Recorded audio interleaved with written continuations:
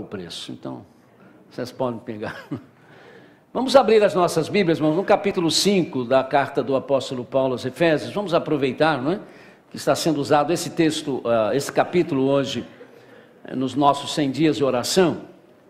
E eu quero me deter dos versículos 18 ao versículo 21. Efésios, capítulo 5, do 18 até o 21. Enchermos do Espírito é o tema da reflexão. Efésios capítulo 5, de 18 a 21.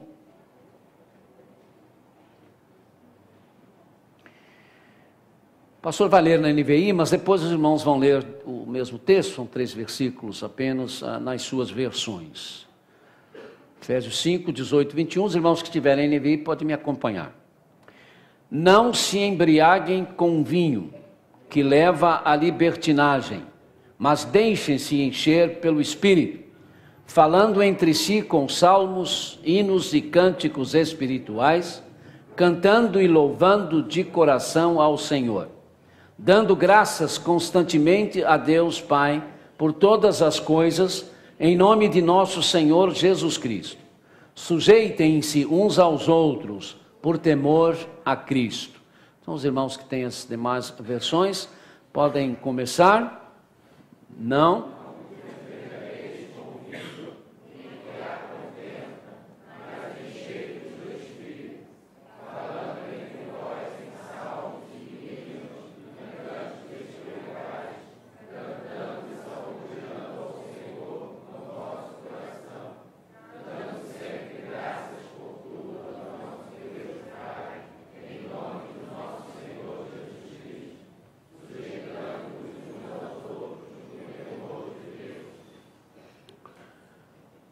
Meus irmãos amados em Cristo,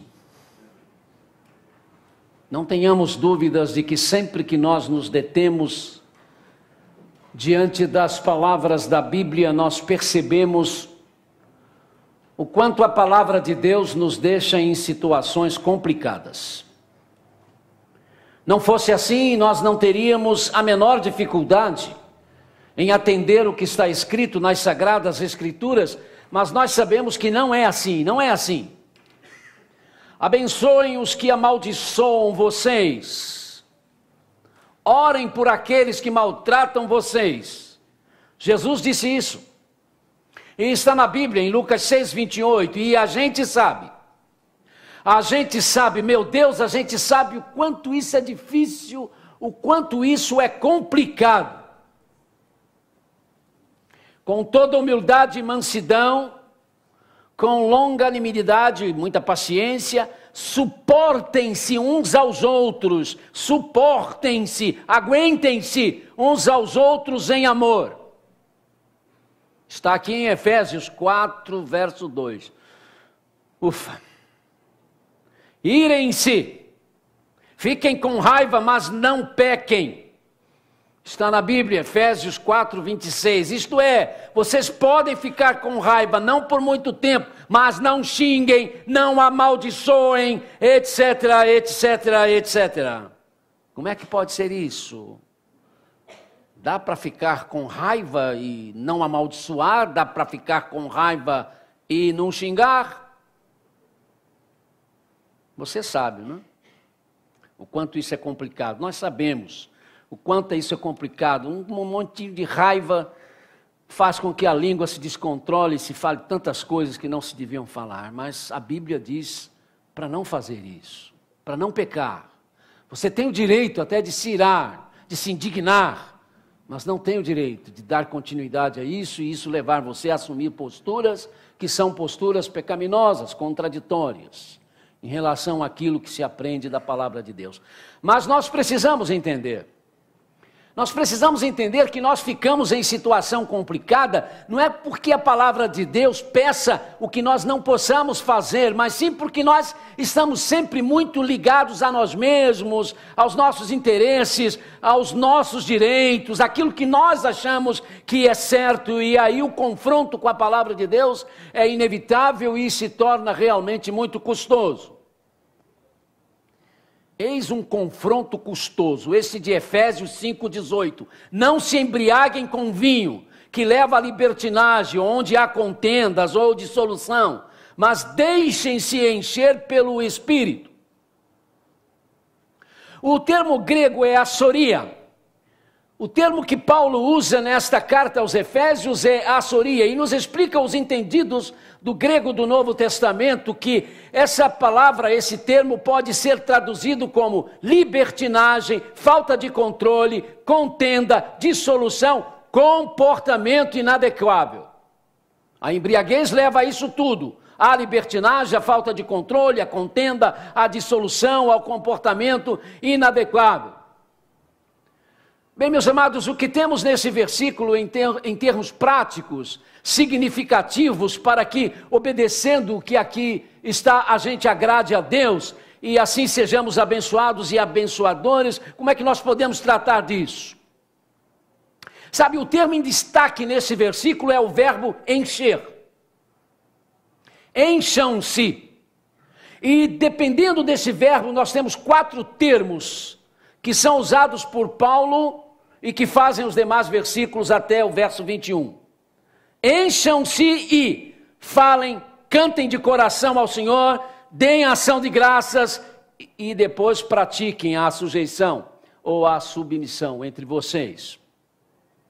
Ou não, Paulo não escreveu cheios do Espírito, então vocês devem falar assim, assim, e cantar desta ou daquela forma, agradecer deste ou daquele jeito. Não, ele não ensinou isso. Ele disse que se deixando encher pelo Espírito, vocês vão falar, porque vocês estão cheios do Espírito, aí vocês vão falar entre vocês com salmos, vão cantar hinos e cânticos espirituais, isto é, vão cantar os hinos estabelecidos em cima dos salmos e também os cânticos que vocês já compõem sob a influência dos salmos. Ele está falando de uma experiência, dos seus dias, e isso de coração. E também porque estão cheios do Espírito, vocês estarão dando graças constantemente a Deus por todas as coisas, em nome de Jesus. E aí sim, vem algo que vocês terão que fazer acontecer.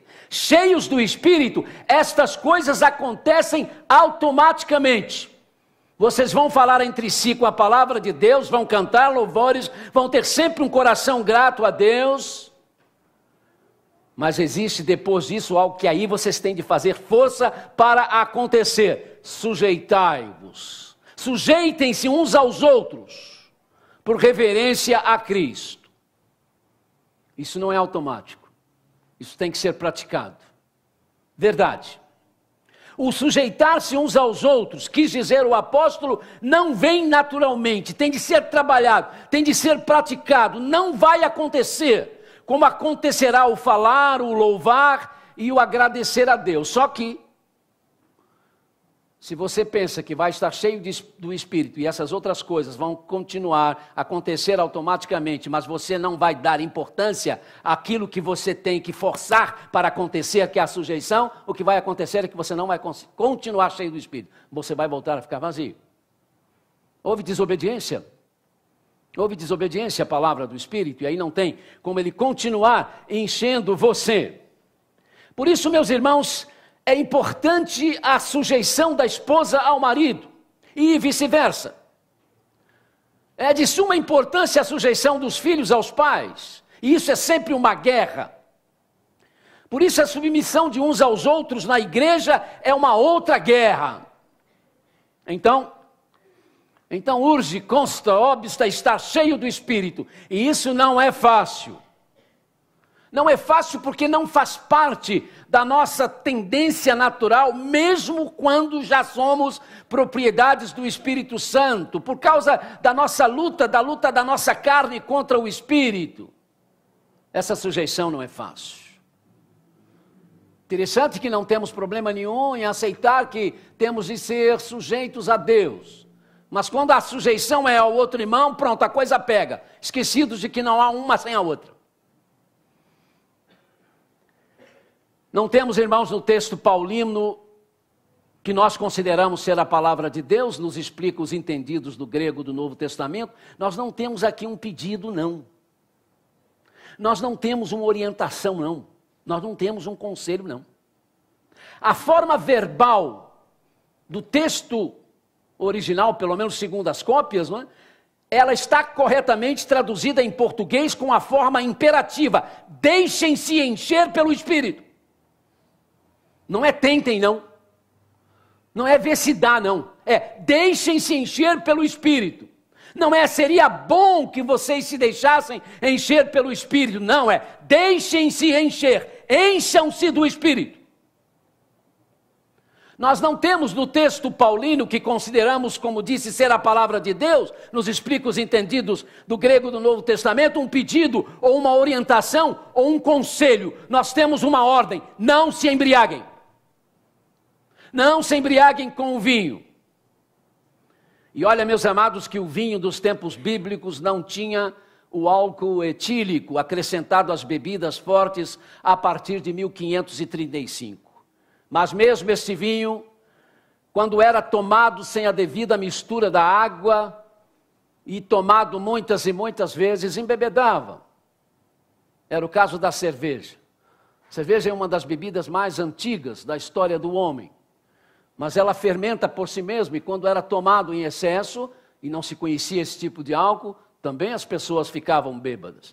Dessa forma, meus amados, a ordem para nós é: não fiquem bêbados. Então, se alguém está pensando sair do culto agora e depois tomar uma cervejinha ou qualquer coisa, pode ir desistindo da ideia. Mas eu não fico bêbado. Olha, deixa eu dizer uma coisa para você. Só não fica bêbado quem nunca bebe. Quem nunca bebe bebida alcoólica não fica bêbado, porque quem bebe está sempre na beirada. Se não caiu na piscina, está para cair. Outra realidade importante. Além das ordens, não se embriaguem e deixem-se encher pelo Espírito. A forma verbal do grego plero, encher, aterrar, preencher, que Paulo usou foi plerosti. E os eruditos dessa língua explicam, graças a Deus por esses eruditos, eles nos explicam que a tradução ao pé da letra dessa ordem de Paulo, que nós entendemos foi ditada pelo Espírito Santo, é: deixem-se encher, continuem deixando-se encher, e outra vez continuem deixando-se encher pelo Espírito. Isto é, deixem-se encher pelo Espírito, porque esta não é um acontecimento que vai ocorrer de repente. Não é algo para um momento especial, que vai criar um clímax, que vai levar você à estratosfera, que vai fazer os seus pés saírem do chão. Não mesmo. Tem muita gente que acha que precisa buscar experiências com o Espírito para sentir coisas e coisas diferentes. Não, meus irmãos. Biblicamente, o deixar-se encher pelo Espírito é algo contínuo, é uma experiência contínua que começa e vai adiante e continua acontecendo. É o que está no texto original, a ideia do texto é essa. E aí também nós precisamos perceber que essa ordem do oráculo de Deus não foi dada aos presbíteros, também chamado de pastores ou de bispos, na igreja de Éfeso. Esta ordem foi dada a todos os membros. Todos os membros, sem exceção. A todos os membros da igreja de Éfeso, a todos os membros da igreja de São Basílio. Então foi dada às esposas, então foi dada aos maridos, foi dada aos pais, foi dada aos filhos. E é por isso que Paulo, depois, no versículo 22, ele começa a falar do relacionamento familiar. Por qual razão, meus amados, o apóstolo aos gentios sentiu que precisava juntar: não se embriaguem com vinho e deixem-se encher pelo Espírito? Sem dúvida era importante esta analogia.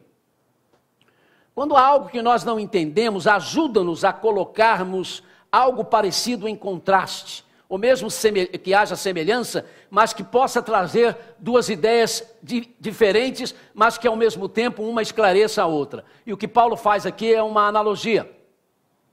Paulo sabia que os efésios sabiam o que era ficar bêbado, e o que acontecia quando as pessoas ficavam bêbadas. O vinho de Éfeso era famoso, assim como seus banquetes e cultos à deusa Diana, aonde as pessoas se embebedavam, em termos gerais. Era preciso então que os cristãos de Éfeso pensassem no como era estar bêbado, e muitos deles vinham desse contexto das bebedeiras cultuais, e eles sabiam o que era estar bêbado. E aí então fazer a diferença do estar bêbado, não estar bêbado nunca, mas estar cheio do Espírito Santo. No embriagar-se, no estar cheio de vinho, lembrou Paulo, está o comportamento inadequável, mas no encher-se do Espírito Santo, está o fluir da palavra de Deus citada, lembrada, está o louvor de coração, está a ação de graças por todas as coisas, ele diz, estaremos sempre dando graças, cheios do Espírito, estaremos sempre dando graças a Deus por todas as coisas, pelas coisas boas, mas também pelas coisas difíceis. E aí vem, meus amados, o desafio que sem estar cheio do Espírito jamais será vencido, o nos sujeitarmos uns aos outros, o nos honrarmos uns aos outros. Sem que o Espírito Santo de Deus, sem que o Espírito Santo tenha a liberdade na igreja de fazer com que nós deixemos que Ele nos domine, para que então nós não olhemos os outros à luz do que somos, não olhemos os outros à luz do que temos, mas nos olhemos com os olhos da honra, do respeito, da dignificação mútua, sem que procuremos cumprir essa ordem. Nunca estaremos cheios do Espírito.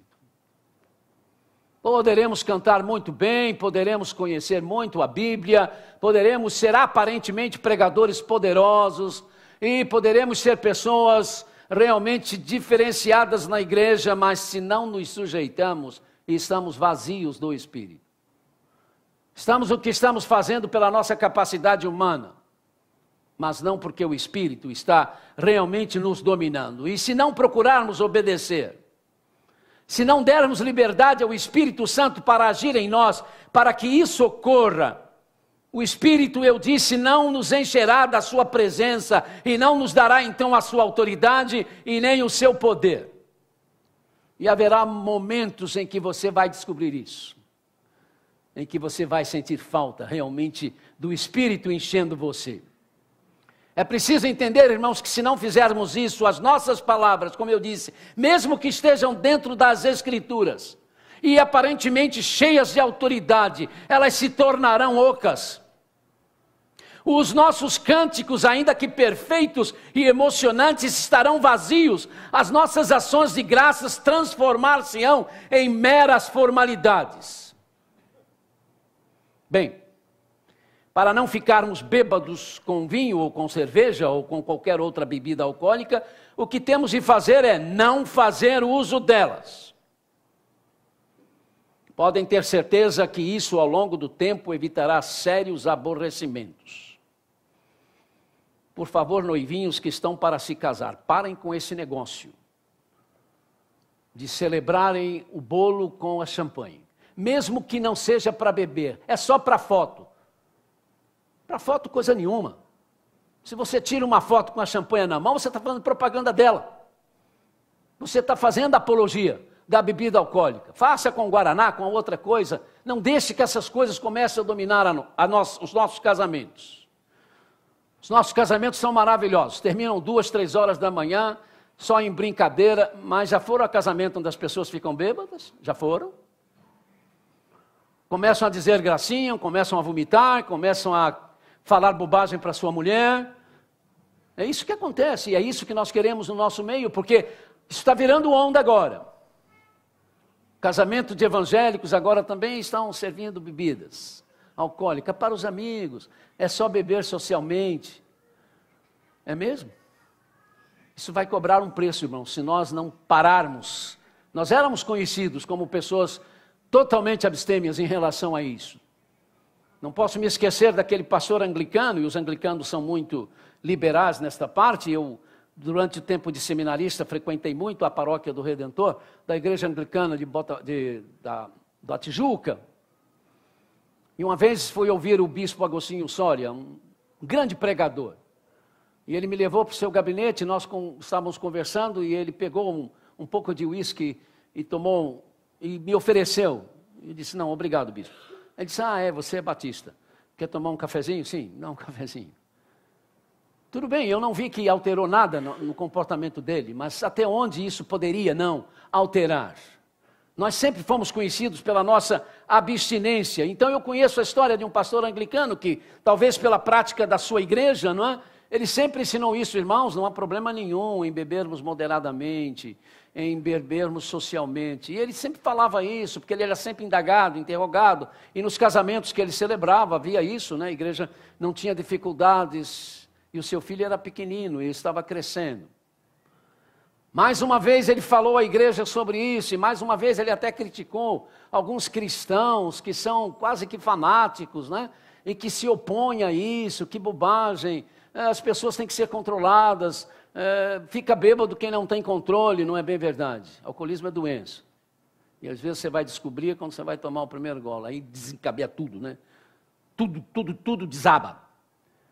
Aí o filho já não era tão pequeno. E o filho nunca tinha bebido.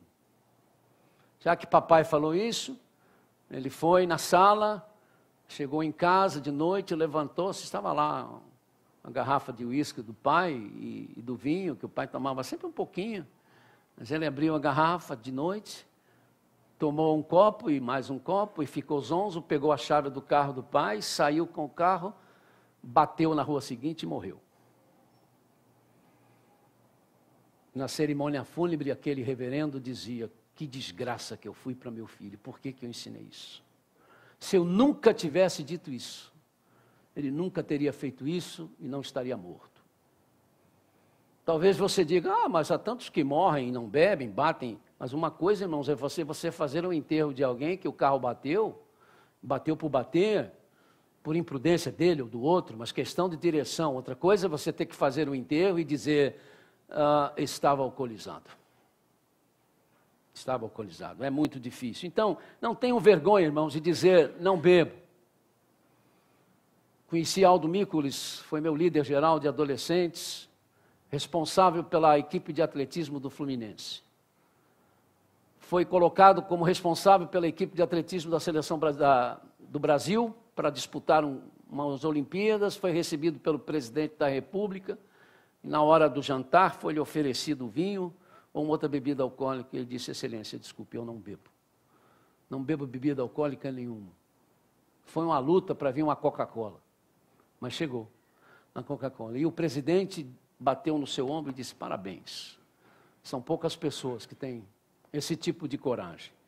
Não se envergonhem, irmãos, de assumir posturas que são corretas. Não é fanatismo, não é extremismo religioso. Eu não julgo quem bebe. Eu não julgo se é crente, se não é crente, eu não tenho poder, não tenho autoridade para isso. Eu não bebo aqui, não bebo no avião, não bebo quando saio do país, mas não tenho coragem de julgar quem bebe, mas eu acho que se não bebesse seria muito bom para eles. Estariam evitando coisas muito difíceis que depois podem acontecer. Talvez você esteja fazendo isso há 40, 50 anos e ainda não tenha acontecido nada, mas enquanto você estiver vivendo, você está correndo risco, como eu disse, de cair na piscina. Para nos enchermos, meus irmãos, do Espírito, o que temos de fazer? 3 coisas. A primeira coisa é amar a Jesus por causa de Deus como o Pai. Por causa de Deus como uma pessoa do Pai. A segunda coisa, amar a Jesus por causa de Deus como o Espírito Santo. Por causa de Deus, pessoa do Espírito Santo. E a terceira coisa, amar a Jesus por causa de Jesus mesmo. Deus como um filho. Aí o que eu faço para amar a Jesus? Primeiro, realmente deseje isso, queira isso, peça a Deus para ajudá-lo a apaixonar-se por Jesus. Há algo na realidade do espiritual que é interessante, nada você consegue fazer sem a misericórdia e ajuda de Deus. Você não consegue se converter sem a ação do Espírito Santo, você não consegue santificar-se sem socorro do Espírito Santo, você não consegue amar Jesus sem a ajuda de Deus, do Espírito Santo. Mas se você quer amar a Jesus, peça a Deus para ajudá-lo a sentir amor por Jesus Cristo. Segundo, pense na cruz do Calvário, e tente imaginar, pelo menos imaginar um pouco a agonia de Jesus Cristo lá por sua causa, cruz aconteceu por sua causa. Você matou Jesus. Eu matei Jesus. Não se iluda. Então tente pensar um pouco nisso, para ajudar você a amá-lo. Aproxime-se da palavra dele, a Bíblia. É pela Bíblia que Deus em Jesus Cristo, por meio do Espírito Santo, nos fala. Então converse sempre com Deus como o Pai, em nome dele, Jesus. Quarto, faça tudo o que você puder, tudo o que você puder, para que as pessoas também possam amar ao Senhor Jesus Cristo, ouvindo o Evangelho, a partir da sua casa, da sua rua, do seu bairro, do seu estado, do seu país, até os confins da terra. Faça missões. Quinto, faça em nome de Jesus e por causa dele o que for justo, misericordioso pelos que sofrem, por aqueles que têm menos que você, por aqueles que precisam da sua mão estendida. Então você verá, você sentirá o Espírito encher você, e aí você falará na palavra, da palavra e pela palavra.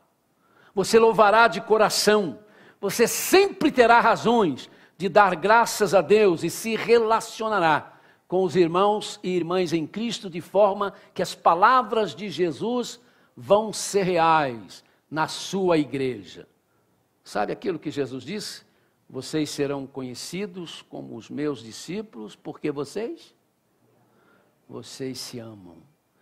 Aí você fará isso acontecer na igreja, e a igreja então realmente poderá ser chamada de igreja de Jesus Cristo. Que Deus nos abençoe. Amém. Vamos participar, queridos, então, do nosso recessional.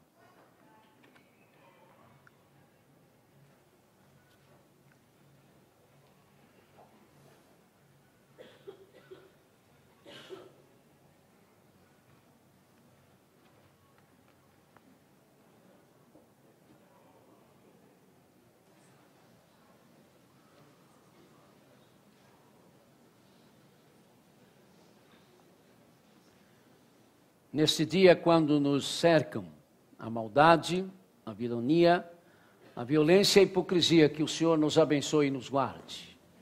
Que o Senhor nos olhe com sua compaixão, que o Senhor volte para nós o seu rosto e tenha misericórdia de nós, livrando-nos do egoísmo que machuca os outros e livrando-nos dos homens perversos, em nome e pela graça de Jesus Cristo, nosso Senhor e nossa paz. Lembrem-se do fariseu e do publicano. Não se esqueçam da igreja sofredora. Levantem os seus olhos e vejam os campos que estão brancos para a ceia. Amem e orem por suas famílias. Entramos para adorar. Saiamos.